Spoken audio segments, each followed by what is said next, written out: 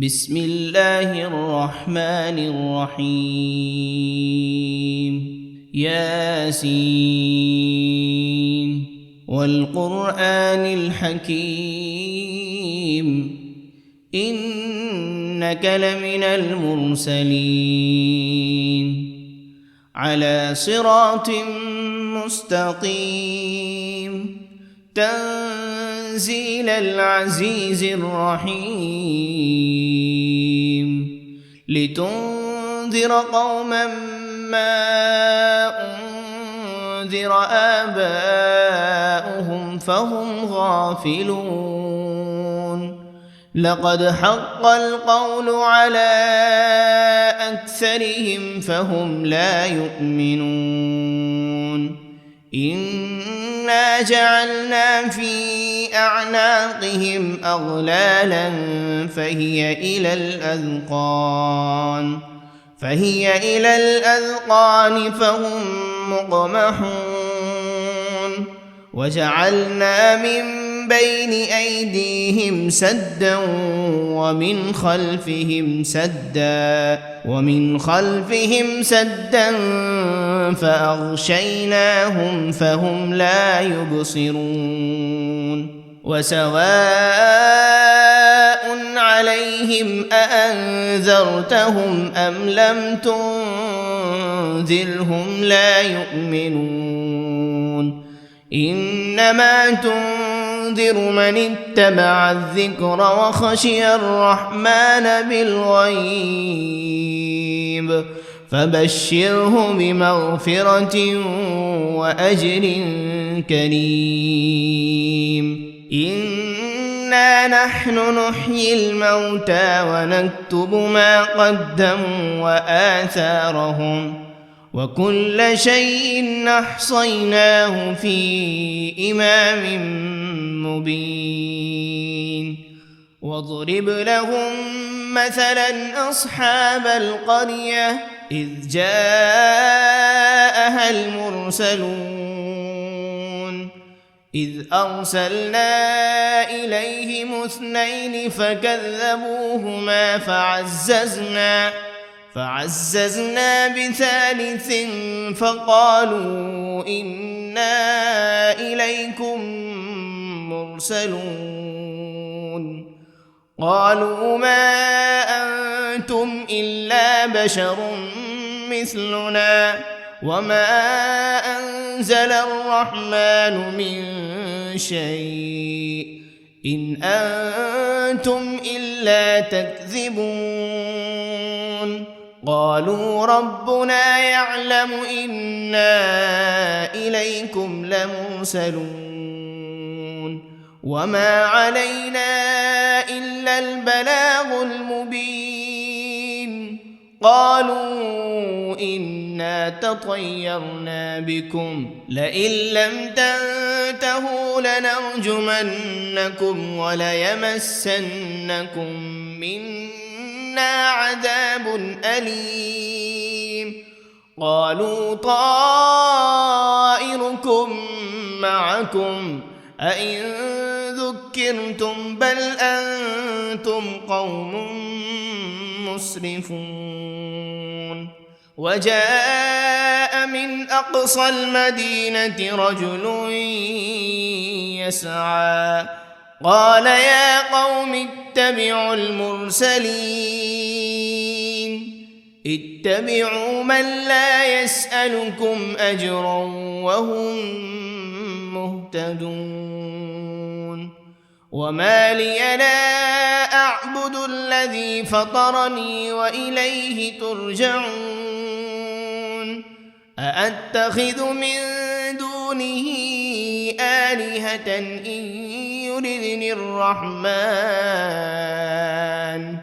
إن يردني الرحمن بضر لا تغن عني شفاعتهم شيئا ولا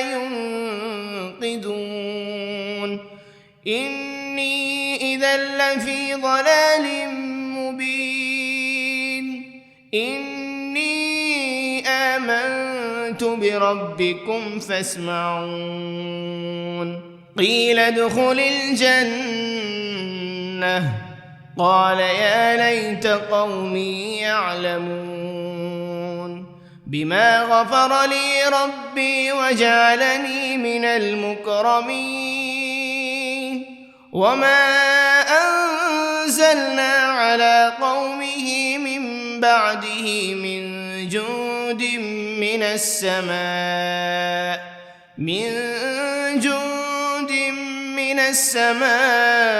وما كنا منزلين إن كانت إلا صيحة واحدة فإذا هم خامدون يا حسرة على العباد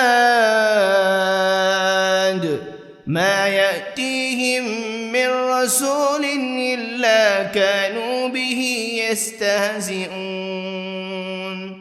ألم يروا كم أهلكنا قبلهم من القرون أنهم إليهم لا يرجعون وإن كل لما جميع لدينا محضرون وآية لهم الأرض الميتة أحييناها وأخرجنا منها حبا فمنه يأكلون وجعلنا فيها جنات من نخيل وأعناب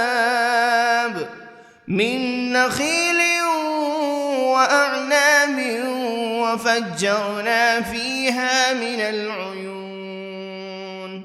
ليأكلوا من ثمره وما عملته أيديهم أفلا يشكرون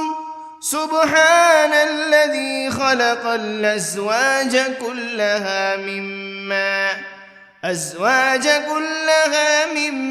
تنبت الأرض ومن أنفسهم ومما لا يعلمون وآية لهم الليل نسلخ منه النهار فإذا هم مظلمون والشمس تجري لمستقر لها ذلك تقدير العزيز العليم والقمر قدرناه منازل حتى عاد كالعرجون القديم لا الشمس ينبغي لها أن تدرك القمر ولا الليل سابق النهار وكل في فلك يسبحون وآية لهم أنا حملنا ذريتهم في الفلك المشحون وخلقنا لهم من مثله ما يركبون وإن نشأ نغرقهم فلا صريخ لهم ولا هم ينقذون إلا رحمة منا ومتاعا إلى حين وإذا قيل لهم اتقوا ما بين أيديكم وما خلفكم لعلكم ترحمون وما تأتيهم من آية من آيات ربهم إلا كانوا عنها معرضين وإذا قيل لهم أنفقوا مما رزقكم الله قال الذين كفروا للذين آمنوا أنطعم من لو يشاء الله أطعمه إن أنتم إلا في ضلال مبين ويقولون متى هذا الوعد إن كنتم صادقين ما ينظرون إلا صيحة واحدة تأخذهم وهم يخصمون فلا يستطيعون توصية ولا إلى أهلهم يرجعون ونفخ بالصور فإذا هم من الأجداث إلى ربهم ينسلون قالوا يا ويلنا من بعثنا من مرقدنا هذا ما وعد الرحمن وصدق المرسلون إن كانت إلا صيحة واحدة فإذا هم جميع لدينا محضرون فاليوم لا تظلم نفس شيئا ولا تجزون إلا ما كنتم تعملون إن أصحاب الجنة اليوم في شغل فاكهون هم وأزواجهم في ظلال على الأرائك متكئون لهم فيها فاكهة ولهم ما يدعون سلام قولا من رب رحيم وامتازوا اليوم أيها المجرمون ألم عهد إليكم يا بني آدم ألا تعبدوا الشيطان إنه لكم عدو مبين وأن اعبدوني هذا صراط مستقيم ولقد أضل منكم جبلا كثيرا أفلم تكونوا تعقلون هذه جهنم التي كنتم توعدون اصلوها اليوم بما كنتم تكفرون اليوم نختم على أفواههم وتكلمنا أيديهم وتشهد أرجلهم بما كانوا يكسبون ولو نشاء لطمسنا على أعينهم فاستبقوا الصراط فأنى يبصرون ولو نشاء لمسخناهم على مكانتهم فما استطاعوا مضيا ولا يرجعون ومن نعمره ننكسه في الخلق أفلا يعقلون وما علمناه الشعر وما ينبغي له إن هو إلا ذكر وقرآن مبين لينذر من كان حيا ويحق القول على الكافرين أولم يروا أنا خلقنا لهم مما عملت أيدينا أنعاما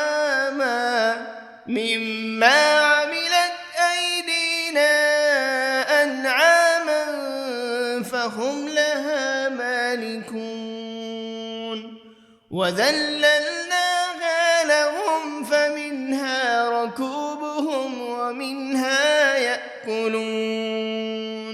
ولهم فيها منافع ومشارب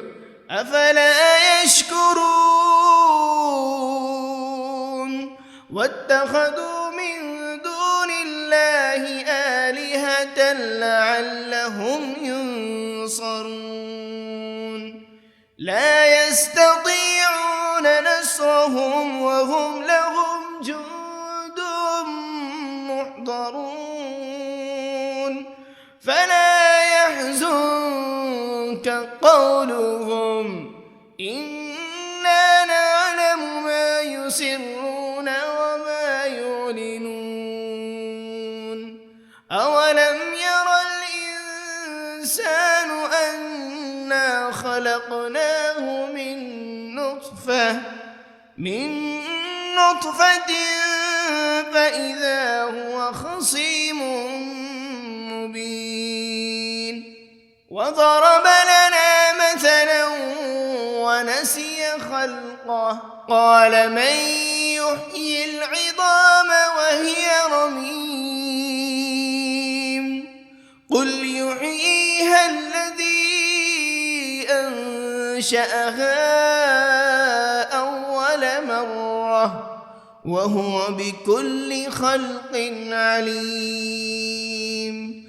الذي جعل لكم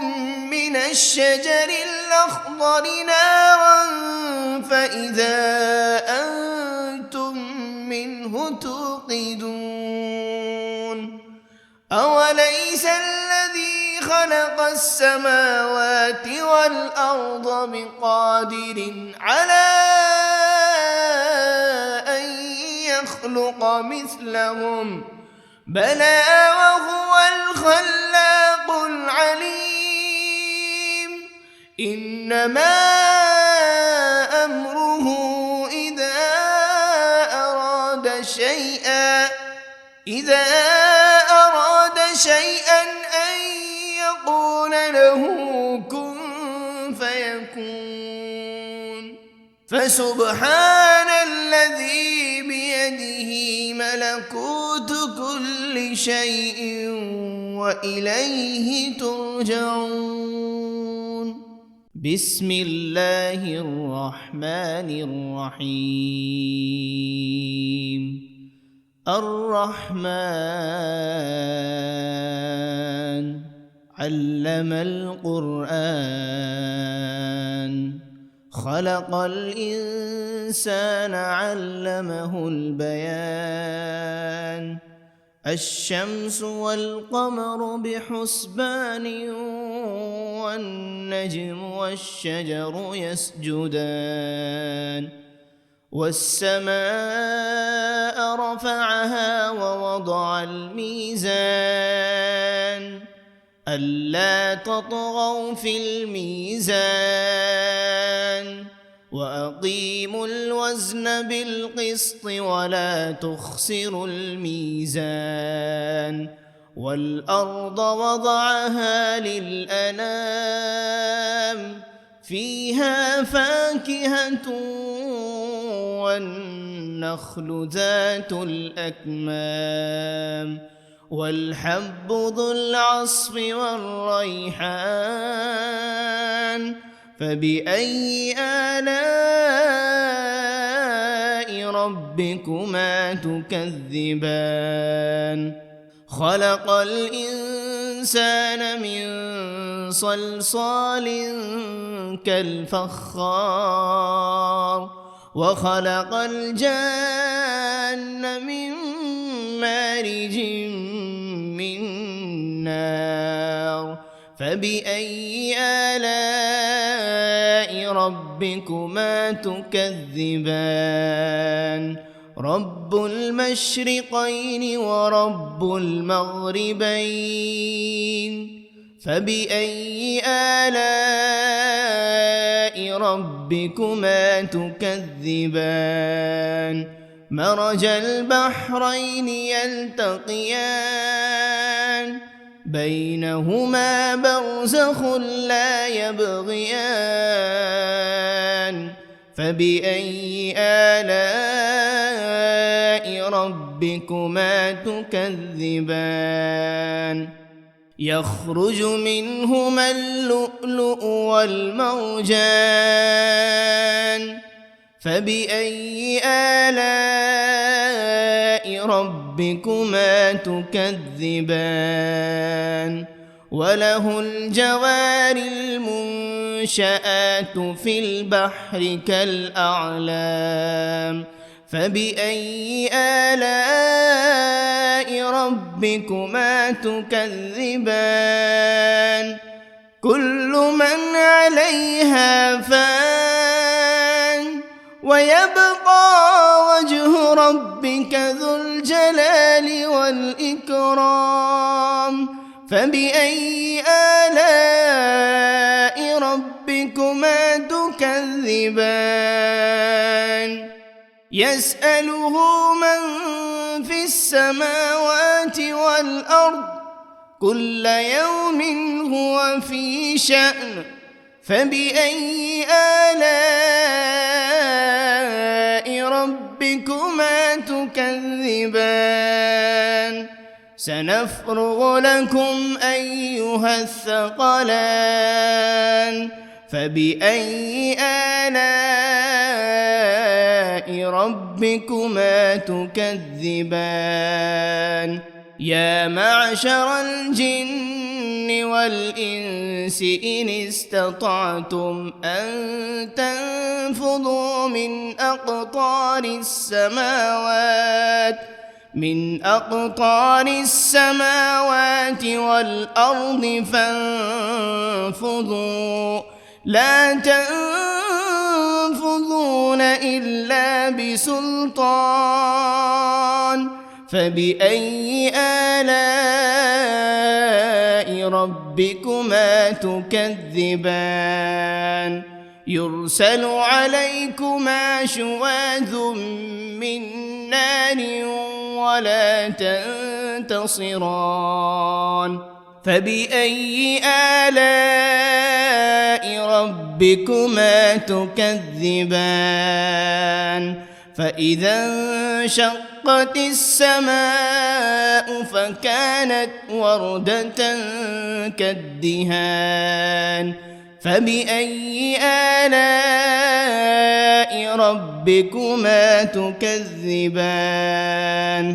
فيومئذ لا يسأل عن ذنبه إنس ولا جان فبأي آلاء ربكما تكذبان يعرف المجرمون بسيماهم فيؤخذ بالنواصي والأقدام فبأي آلاء ربكما تكذبان هذه جهنم التي يكذب بها المجرمون يطوفون بينها وبين حميم آن فبأي آلاء ربكما تكذبان ولمن خاف مقام ربه جنتان فبأي آلاء ربكما تكذبان ذواتا أفنان فبأي آلاء ربكما تكذبان فيهما عينان تجريان فبأي آلاء ربكما تكذبان فيهما من كل فاكهة زوجان فبأي آلاء ربكما تكذبان متكئين على فرش بطائنها من استبرق وجنى الجنتين دان فبأي آلاء ربكما تكذبان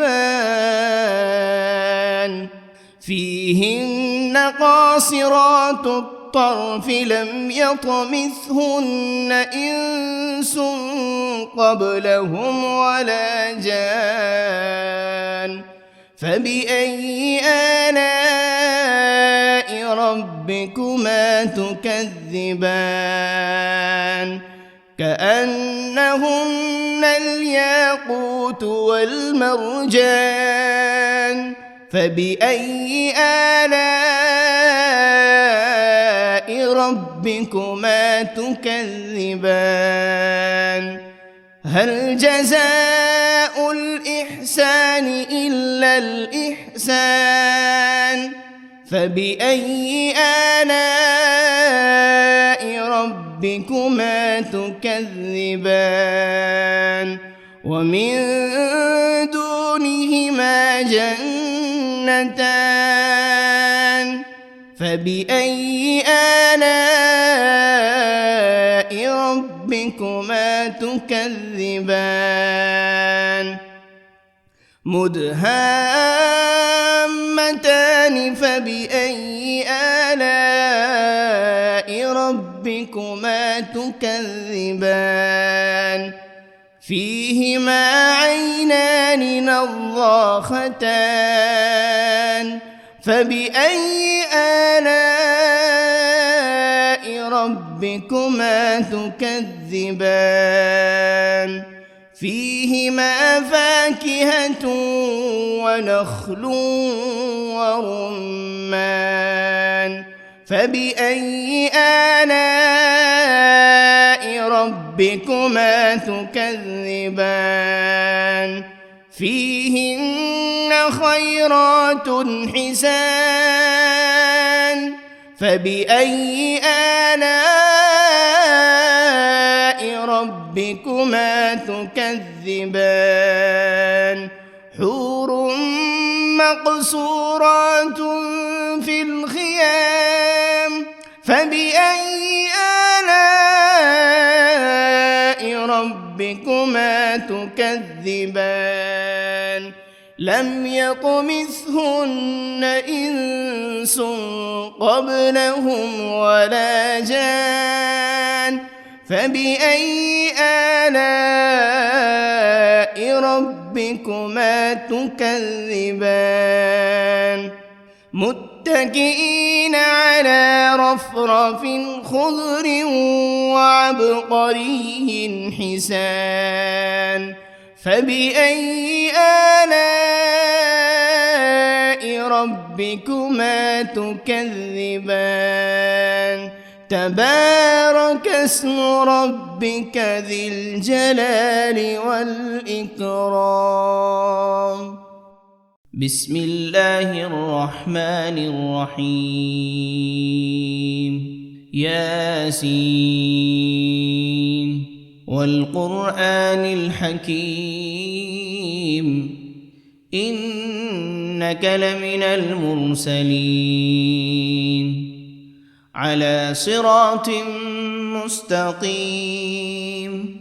تنزيل العزيز الرحيم لتنذر قوما ما أنذر آباؤهم فهم غافلون لقد حق القول على أكثرهم فهم لا يؤمنون إنا جعلنا في أعناقهم أغلالا فهي إلى الأذقان فهم مقمحون وجعلنا من بين أيديهم سدا ومن خلفهم سدا فأغشيناهم فهم لا يبصرون وسواء عليهم أأنذرتهم أم لم تنذرهم لا يؤمنون إنما تنذر تنذر من اتبع الذكر وخشي الرحمن بالغيب فبشره بمغفرة وأجر كريم إنا نحن نحيي الموتى ونكتب ما قدموا وآثارهم وكل شيء أحصيناه في إمام مبين واضرب لهم مثلا أصحاب القرية إذ جاءها المرسلون إذ أرسلنا إليهم 2 فكذبوهما فعززنا ب3 فقالوا إنا إليكم مرسلون قالوا ما أنتم إلا بشر مثلنا وما أنزل الرحمن من شيء إن أنتم إلا تكذبون قالوا ربنا يعلم إنا إليكم لمرسلون وما علينا إلا البلاغ المبين قالوا إنا تطيرنا بكم لئن لم تنتهوا لنرجمنكم وليمسنكم منا عذاب أليم قالوا طائركم معكم أئن ذكرتم بل أنتم قوم مسرفون وجاء من أقصى المدينة رجل يسعى قال يا قوم اتبعوا المرسلين اتبعوا من لا يسألكم أجرا وهم مهتدون وما لي لا أعبد الذي فطرني وإليه ترجعون أأتخذ من دونه آلهة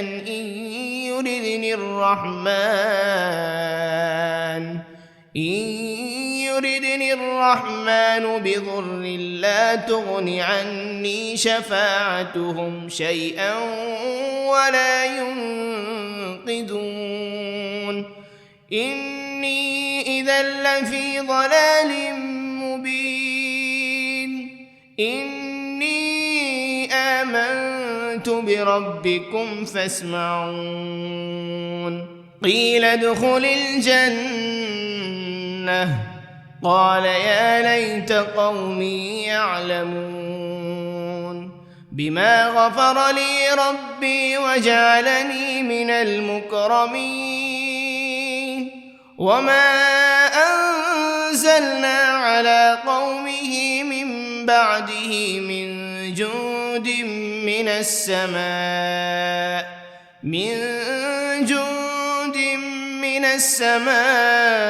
وما كنا منزلين إن كانت إلا صيحة واحدة فإذا هم خامدون يا حسرة على العباد ما يأتيهم من رسول إلا كانوا به يستهزئون ألم يروا كم أهلكنا قبلهم من القرون أنهم إليهم لا يرجعون وإن كل لما جميع لدينا محضرون وآية لهم الأرض الميتة أحييناها وأخرجنا منها حبا فمنه يأكلون وجعلنا فيها جنات من نخيل وأعناب من نخيل وأعناب وفجرنا فيها من العيون ليأكلوا من ثمره وما عملته أيديهم أفلا يشكرون سبحان الذي خلق الأزواج كلها مما تنبت الأرض ومن أنفسهم ومما لا يعلمون وآية لهم الليل نسلخ منه النهار فإذا هم مظلمون والشمس تجري لمستقر لها ذلك تقدير العزيز العليم والقمر قدرناه منازل حتى عاد كالعرجون القديم لا الشمس ينبغي لها أن تدرك القمر ولا الليل سابق النهار وكل في فلك يسبحون وآية لهم أنا حملنا ذريتهم في الفلك المشحون وخلقنا لهم من مثله ما يركبون وإن نشأ نغرقهم فلا صريخ لهم ولا هم ينقذون إلا رحمة منا ومتاعا إلى حين وإذا قيل لهم اتقوا ما بين أيديكم وما خلفكم لعلكم ترحمون وما تأتيهم من آية من آيات ربهم إلا كانوا عنها معرضين وإذا قيل لهم أنفقوا مما رزقكم الله قال الذين كفروا للذين آمنوا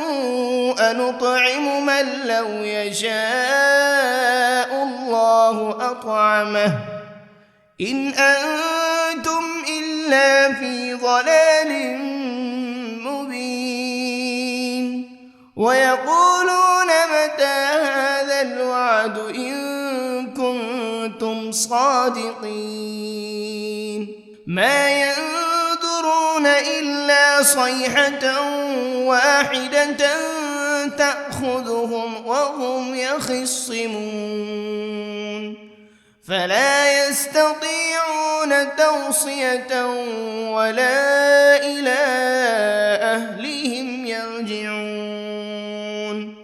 ونفخ بالصور فإذا هم من الأجداث إلى ربهم ينسلون قالوا يا ويلنا من بعثنا من مرقدنا هذا ما وعد الرحمن وصدق المرسلون إن كانت إلا صيحة واحدة فإذا هم جميع لدينا محضرون فاليوم لا تظلم نفس شيئا ولا تجزون إلا ما كنتم تعملون إن أصحاب الجنة اليوم في شغل فاكهون هم وأزواجهم في ظلال على الأرائك متكئون لهم فيها فاكهة ولهم ما يدعون سلام الرحيم وامتازوا اليوم أيها المجرمون ألم عهد إليكم يا بني آدم ألا تعبدوا الشيطان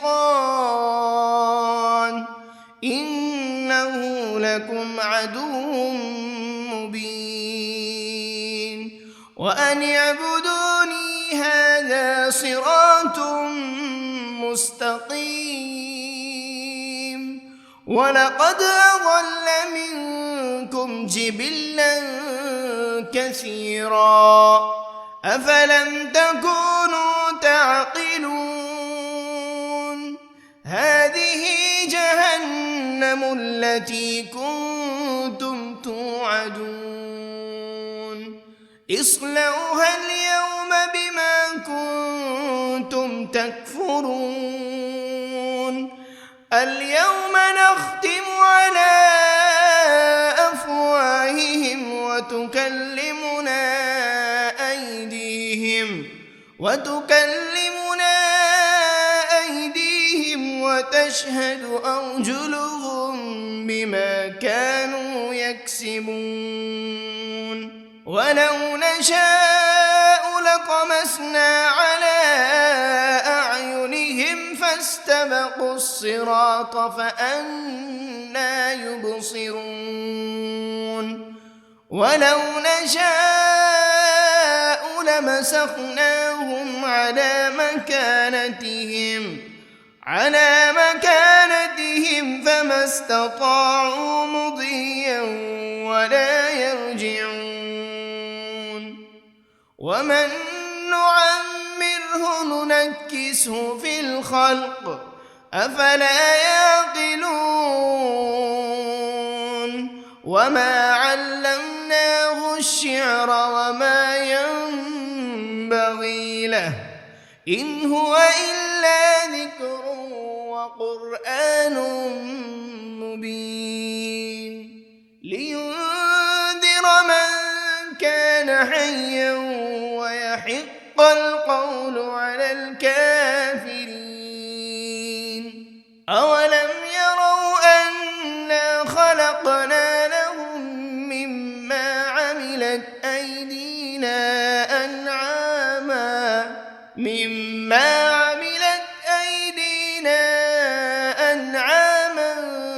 فهم لها مالكون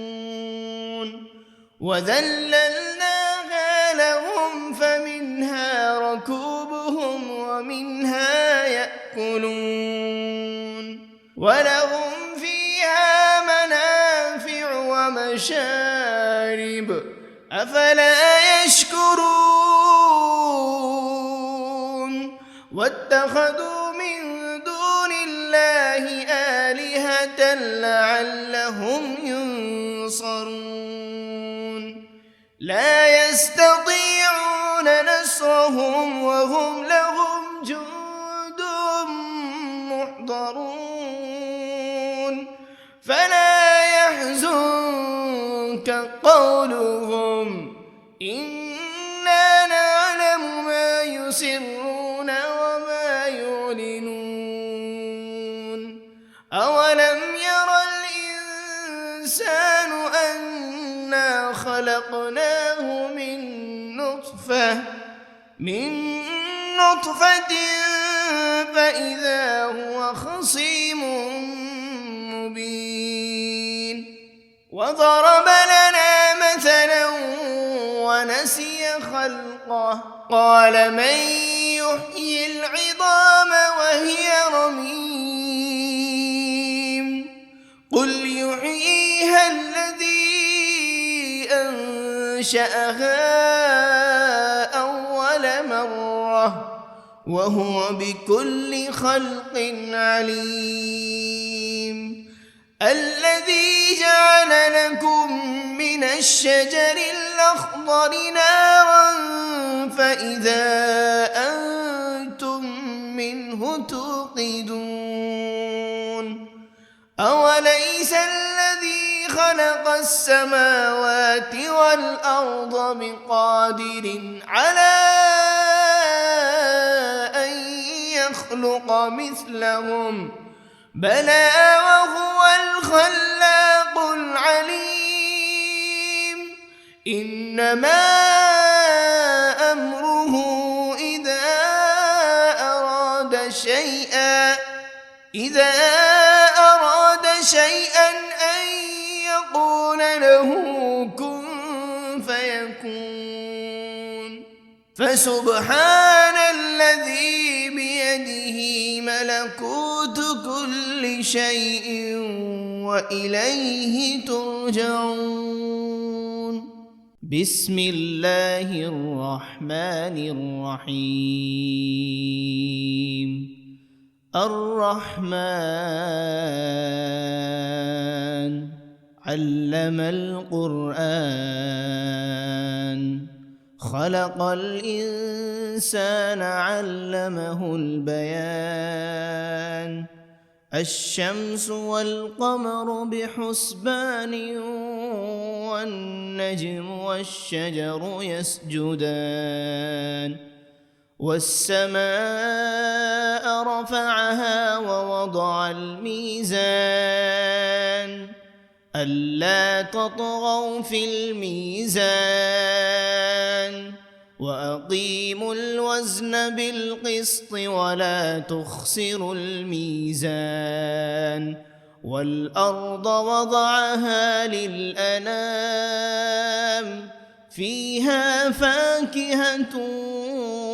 والنخل ذات الأكمام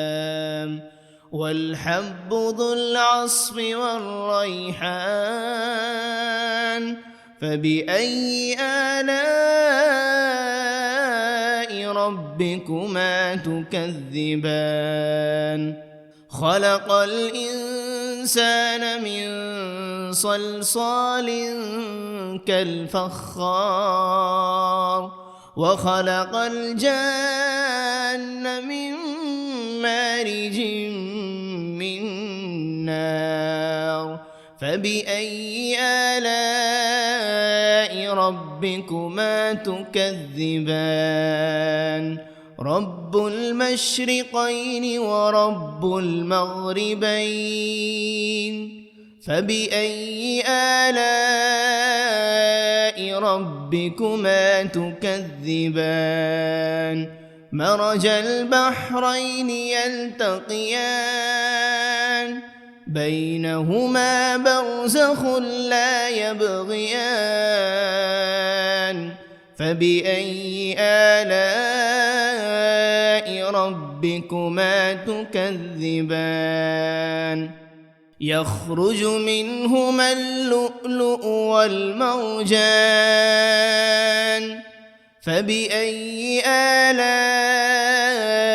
ربكما تكذبان وله الجوار المنشآت في البحر كالأعلام فبأي آلاء ربكما تكذبان كل من عليها فان ويبقى وجه ربك ذو الجلال والإكرام فبأي آلاء ربكما تكذبان يسأله من في السماوات والأرض كل يوم هو في شأن فبأي آلاء ربكما تكذبان سنفرغ لكم أيها الثقلان فبأي آلاء ربكما تكذبان يا معشر الجن والإنس إن استطعتم أن تنفذوا من أقطار السماوات والأرض فانفذوا لا تنفذون إلا بسلطان فبأي آلاء ربكما تكذبان يرسل عليكما شواذ من نار ولا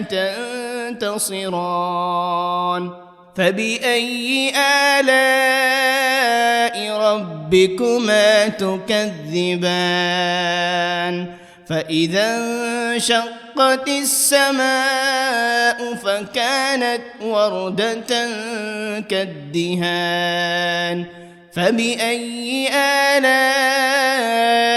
ربكما تكذبان فيومئذ لا يسأل عن ذنبه إنس ولا جان فبأي آلاء ربكما تكذبان يعرف المجرمون بسيماهم فيؤخذ بالنواصي والأقدام فبأي آلاء ربكما تكذبان هذه جهنم التي يكذب بها المجرمون يطوفون بينها وبين حميم آن فبأي آلاء ربكما تكذبان ولمن خاف مقام ربه جنتان فبأي آلاء ربكما تكذبان ذواتا أفنان فبأي آلاء ربكما تكذبان فيهما عينان تجريان فبأي آلاء ربكما تكذبان فيهما من كل فاكهة زوجان فبأي آلاء ربكما تكذبان متكئين على فرش بطائنها من استبرق وجنى الجنتين دان فبأي آلاء ربكما تكذبان فيهن قاصرات الطرف لم يطمثهن إنس قبلهم ولا جان فبأي آلاء ربكما تكذبان كأنهن الياقوت والمرجان فبأي آلاء ربكما تكذبان هل جزاء الإحسان إلا الإحسان فبأي آلاء ربكما تكذبان ومن دونهما جنتان فبأي آلاء ربكما تكذبان مدهامتان فبأي آلاء ربكما تكذبان فيهما عينان نضاختان فبأي آلاء ربكما تكذبان فيهما فاكهة ونخل ورمان فبأي آلاء ربكما تكذبان فيهن خيرات حسان فبأي آلاء ربكما تكذبان حور مقصورات في الخيام فبأي آلاء ربكما تكذبان لم يطمثهن إنس قبلهم ولا جان فبأي آلاء ربكما تكذبان متكئين على رفرف خضر وعبقري حسان فبأي آلاء ربكما تكذبان تبارك اسم ربك ذي الجلال والإكرام بسم الله الرحمن الرحيم ياسين والقرآن الحكيم إنك لمن المرسلين على صراط مستقيم تنزيل العزيز الرحيم لتنذر قوما ما أنذر آباؤهم فهم غافلون لقد حق القول على أكثرهم فهم لا يؤمنون إنا جعلنا في أعناقهم أغلالا فهي إلى الأذقان فهم مقمحون وجعلنا من بين أيديهم سدا ومن خلفهم سدا فأغشيناهم فهم لا يبصرون وسواء عليهم أأنذرتهم أم لم تنذرهم لا يؤمنون إنما تنذر من اتبع الذكر وخشي الرحمن بالغيب فبشره بمغفرة وأجر كريم إنا نحن نحيي الموتى ونكتب ما قدموا وآثارهم وكل شيء أحصيناه في إمام مبين واضرب لهم مثلا أصحاب القرية إذ جاءها المرسلون إذ أرسلنا إليهم 2 فكذبوهما فعززنا بثالث فقالوا إنا إليكم مرسلون قالوا ما أنتم إلا بشر مثلنا وما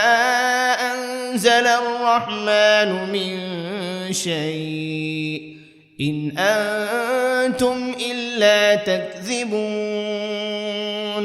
قالوا ربنا يعلم إنا إليكم لمرسلون وما علينا إلا البلاغ المبين قالوا إنا تطيرنا بكم لئن لم تنتهوا لنرجمنكم وليمسنكم منا عذاب أليم قالوا طائركم معكم أئن ذكرتم بل أنتم قوم مسرفون وجاء من أقصى المدينة رجل يسعى قال يا قوم اتبعوا المرسلين اتبعوا من لا يسألكم أجرا وهم مهتدون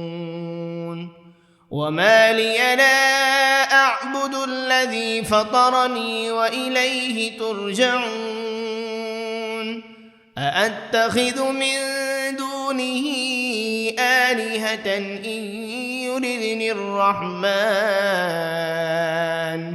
إن يردني الرحمن بضر لا تغن عني شفاعتهم شيئا ولا ينقذون إني إذا لفي ضلال مبين إني آمنت بربكم فاسمعون قيل ادخل الجنة قال يا ليت قومي يعلمون بما غفر لي ربي وجعلني من المكرمين وما أنزلنا على قومه من بعده من جند من السماء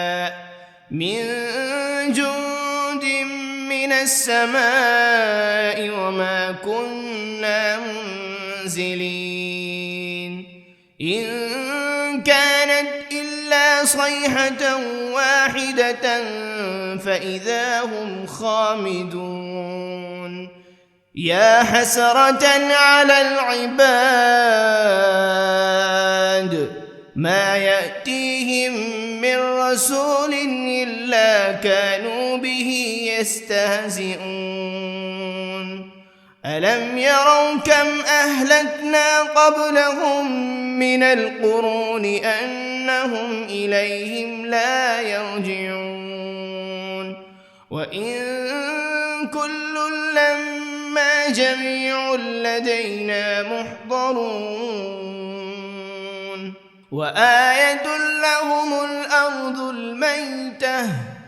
أحييناها وأخرجنا منها حبا فمنه يأكلون وجعلنا فيها جنات من نخيل وأعناب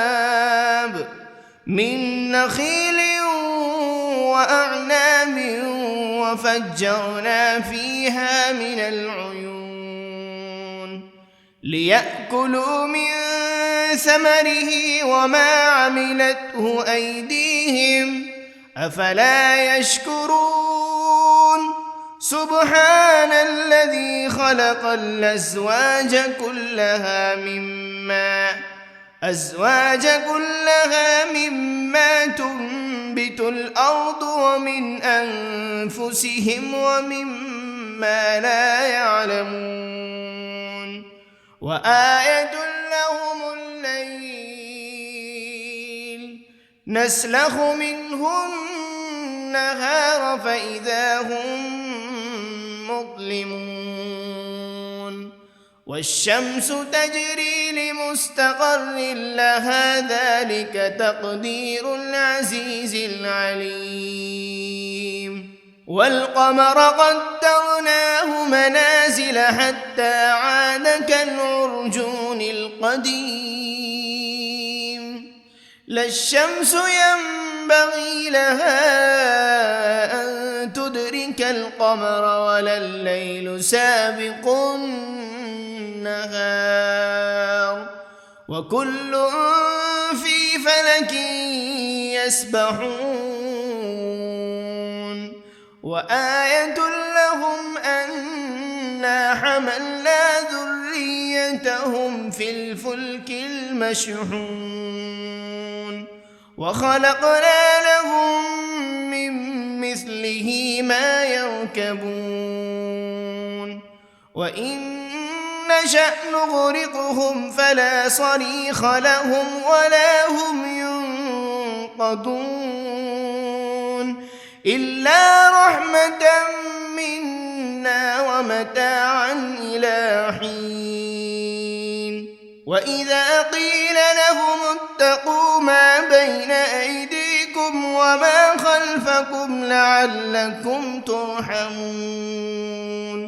وما تأتيهم من آية من آيات ربهم إلا كانوا عنها معرضين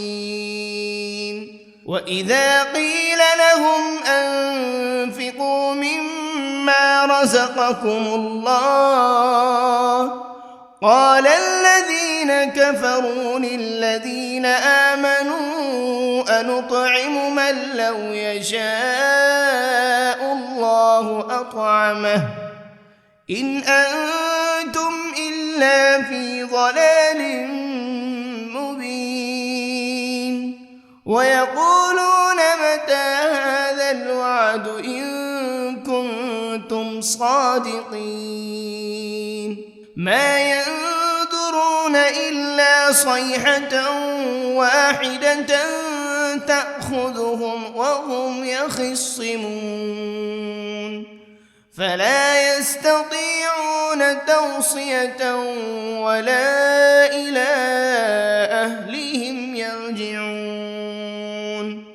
ونفخ بالصور فإذا هم من الأجداث إلى ربهم ينسلون قالوا يا ويلنا من بعثنا من مرقدنا هذا ما وعد الرحمن وصدق المرسلون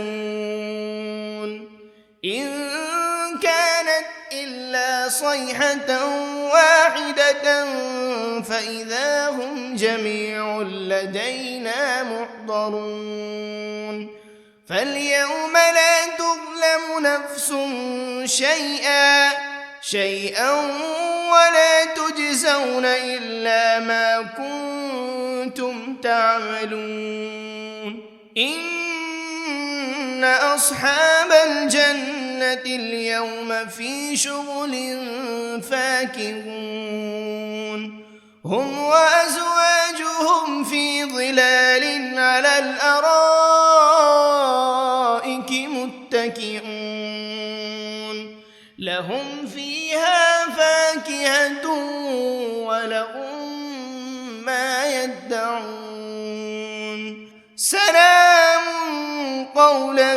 من رب رحيم وامتازوا اليوم أيها المجرمون ألم عهد إليكم يا بني آدم ألا تعبدوا الشيطان إنه لكم عدو مبين وأن اعبدوني هذا صراط مستقيم ولقد أضل منكم جبلا كثيرا أفلم تكونوا تعقلون هذه جهنم التي كنتم توعدون اصلوها اليوم بما كنتم تكفرون اليوم نختم على أفواههم وتكلمنا أيديهم وتشهد أرجلهم بما كانوا يكسبون ولو نشاء لطمسنا على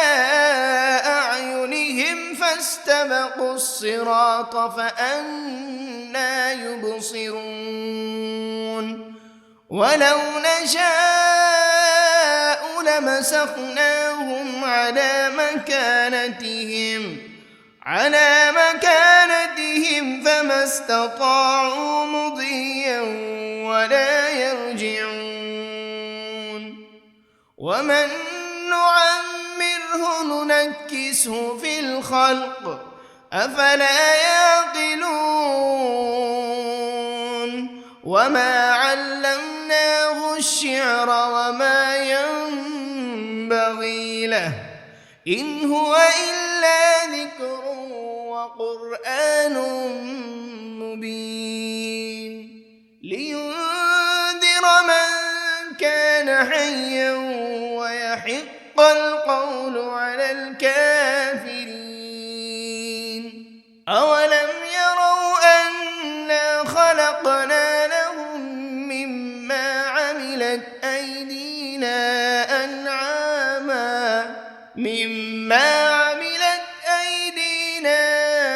أنعاما فهم لها مالكون وذللناها لهم فمنها ركوبهم ومنها يأكلون ولهم فيها منافع ومشارب أفلا يشكرون واتخذوا من دون الله آلهة لعلهم ينصرون لا يستطيعون نصرهم وهم لهم جند محضرون فلا يحزنك قولهم إنا نعلم ما يسرون وما يعلنون أولم ير الإنسان أنا خلقناه من نطفة فإذا هو خصيم مبين وضرب لنا مثلا ونسي خلقه قال من يحيي العظام وهي رميم قل يحييها الذي أنشأها أول مرة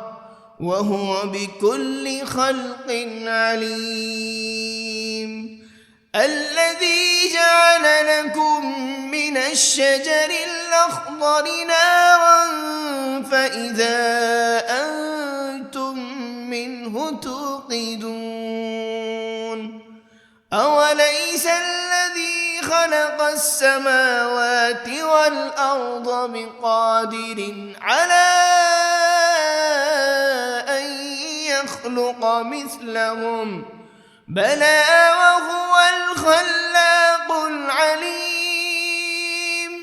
إنما أمره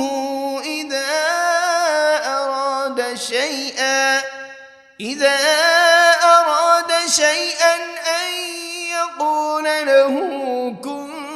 فيكون فسبحان الذي بيده ملكوت كل شيء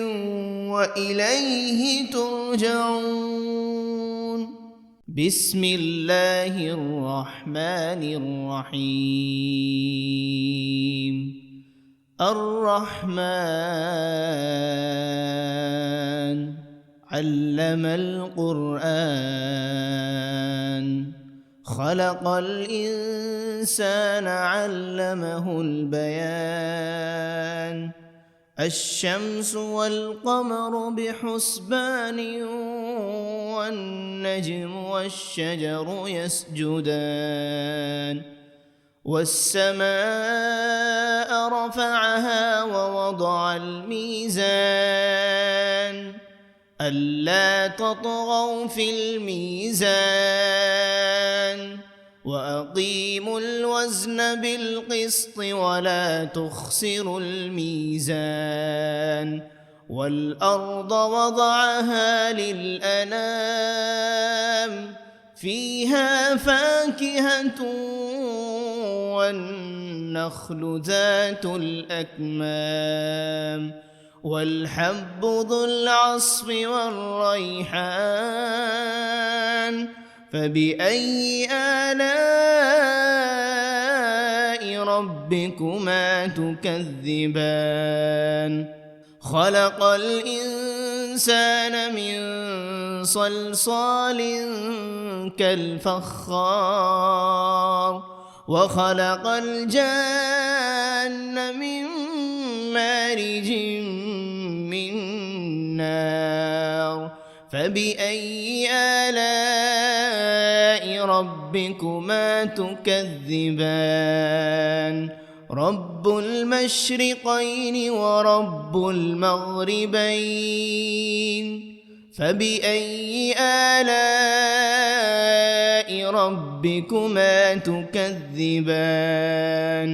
مرج البحرين يلتقيان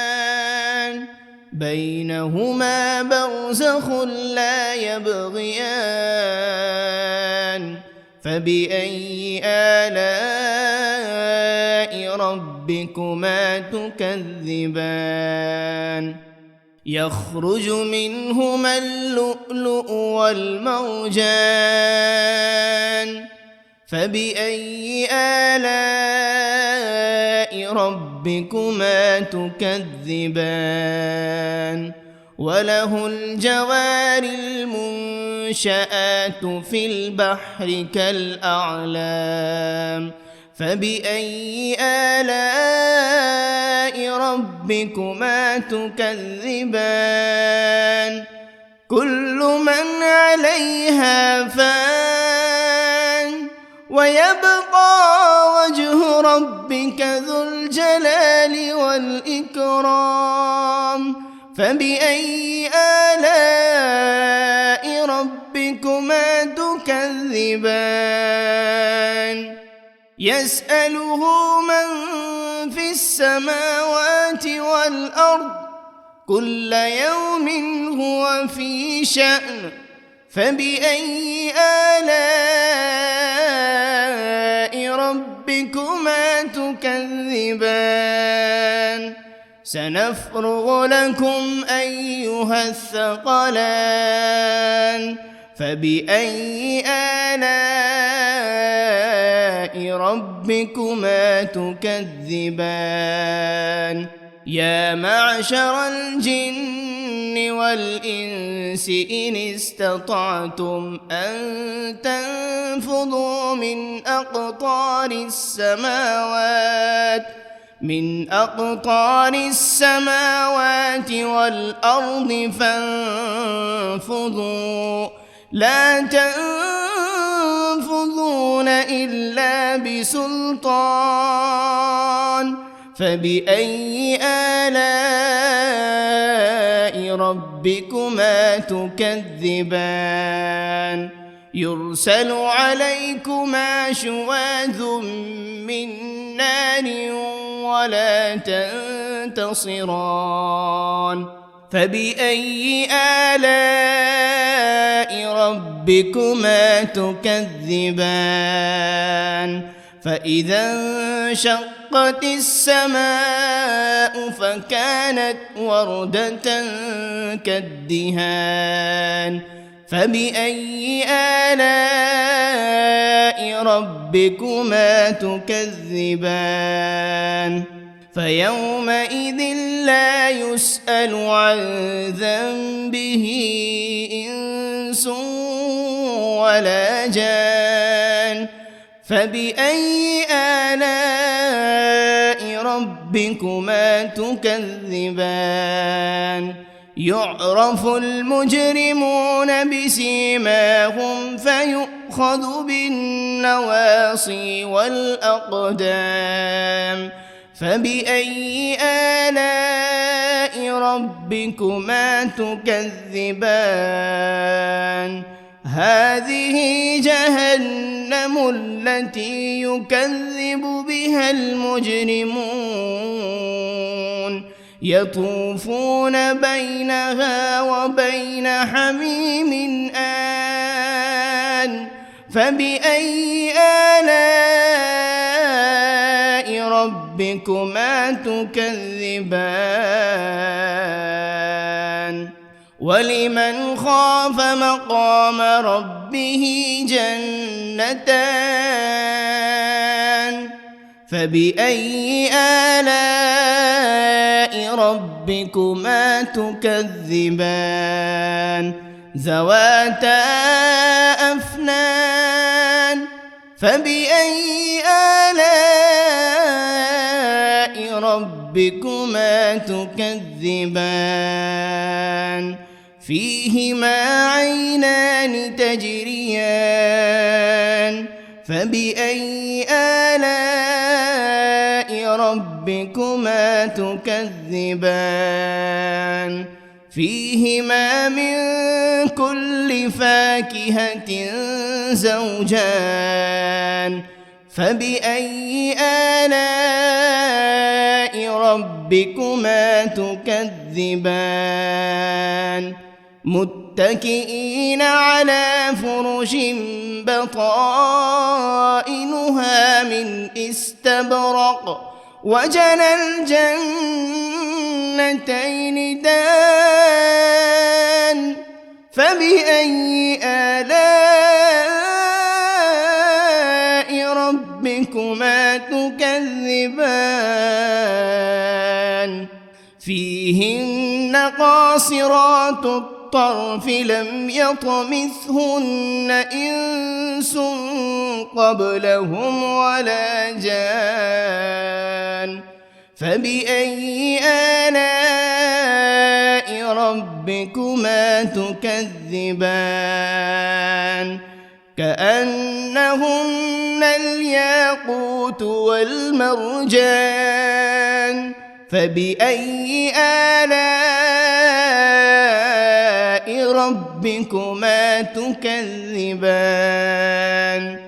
هل جزاء الإحسان إلا الإحسان فبأي آلاء ربكما تكذبان ومن دونهما جنتان فبأي آلاء ربكما تكذبان مدهامتان فبأي آلاء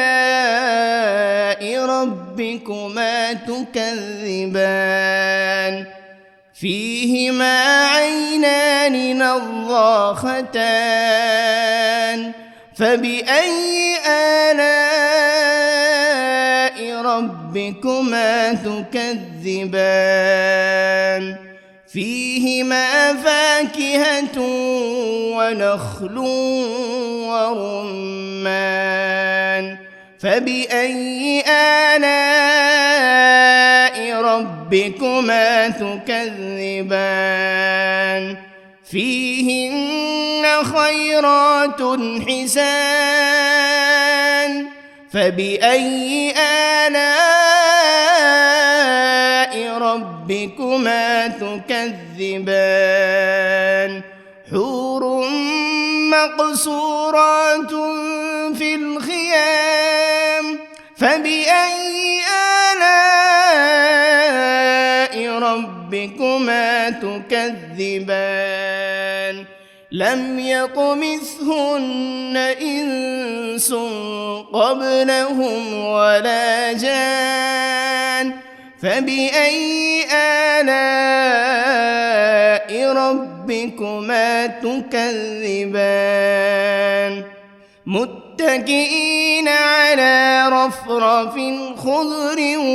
وعبقري حسان فبأي آلاء ربكما تكذبان